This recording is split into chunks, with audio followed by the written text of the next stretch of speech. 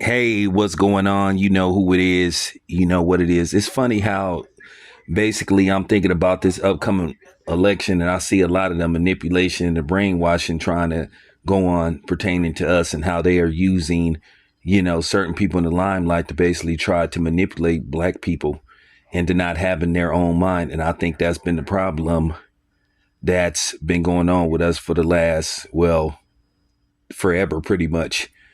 And I want you to listen closely to what Brother Malcolm X had to say in regards to a situation like this. He warned us and he predicted this many moons ago. And it's amazing how you really don't pay that much attention to something when it's being currently said. But then as decades go by, you start to really think and you be like, wow, this man said this like pretty much almost 60 years ago.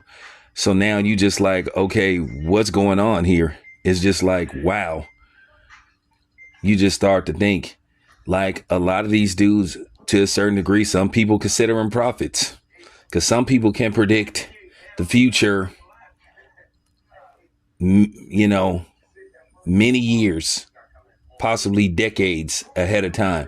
And it looked like this where we are now, where you have an election, where you have people on a celebrity status or maybe consider what you consider some kind of celebrity status, basically trying to manipulate, shame, and harass black people into complying into a narrative that they're pushing, which to me comes across as a masquerade, where you have this person that's running for president that in no way, shape, or form is a black woman, but then you have black celebrities trying to pretend and pass her off as a black person. So that's where the question mark remains. And you have to say why. And then you have a person that's running for president that's made it very clear that when it pertains to black people, the very person that they say they are, identifying themselves as, well, we're not a priority, but everybody else is getting prioritized before us. So there you have it. I'm going to let you hear for yourself. Check this out. Now, concerning the poll taken by Newsweek magazine, I think you said that this was the leaders who said that, who went with King and against Mr. Muhammad, around 90%.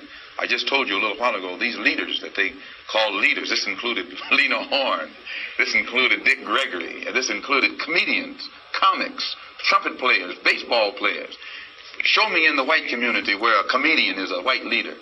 Show me in the white community where a singer is a white leader, or a dancer or a trumpet player is a white leader. These aren't leaders. These are puppets and clowns that have been set up over the white community and over the black community by the white community and have been made celebrities and usually say exactly what they know that the white man wants to hear. And it is an honor, actually, that they endorsed Dr. Martin Luther King and were against the Honorable Elijah Muhammad. That's actually an honor.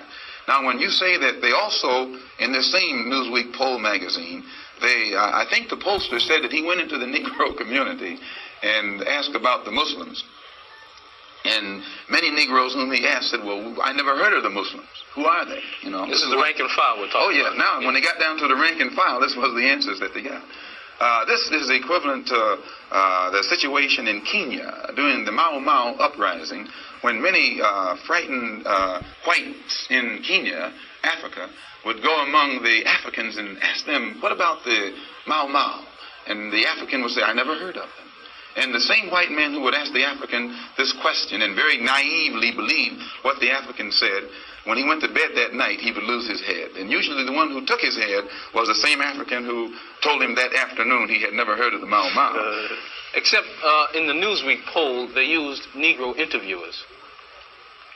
You'll find that oftentimes Negroes are as much on guard around Negro interviewers, who usually represent the bourgeois element of Negroes, as they are on guard around whites.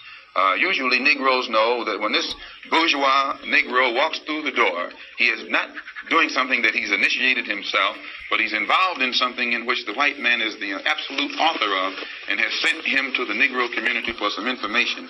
And when they give that Negro some information, usually they give him the information that they want him to take back to the white man, because that's who he's going to take it back to.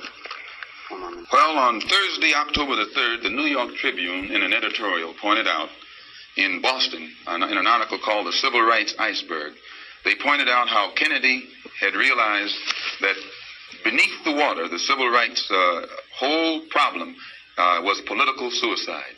Because in his own hometown, the head of the Board of Education, a woman named Mrs.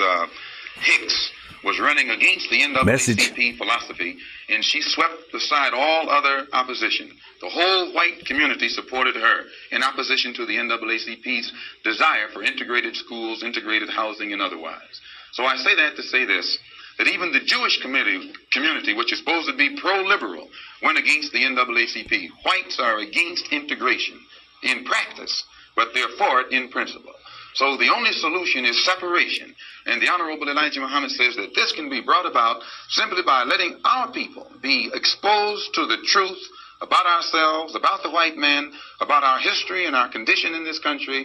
And once we are exposed to the complete truth about things as they actually exist in this country, the masses of black people will choose complete separation from this entire system, political system, economic system, social system, and whatever other aspect or description adjective you want to attach to it. Let us go back home to our own people, live among our own kind, and solve our own problems ourselves. And if the white man doesn't want us to go back to our own people and live in our own country, then since we can't get along together in peace on this country with white people, let us separate part of this continent, migrate to that separate territory, let the government give us everything we need to establish our own independent economic system and society, and thereby we'll be able to solve our own problems ourselves and prove that we are human beings and a part of the human family and can do for ourselves what other humans have done for themselves. And then we'll be able to stop blaming the white man for what he has done and stop begging the white man to solve our problems. We'll be able to solve our problems ourselves. Now, how many times have I told you that integration was the biggest con that ever happened to us? Separate but equal.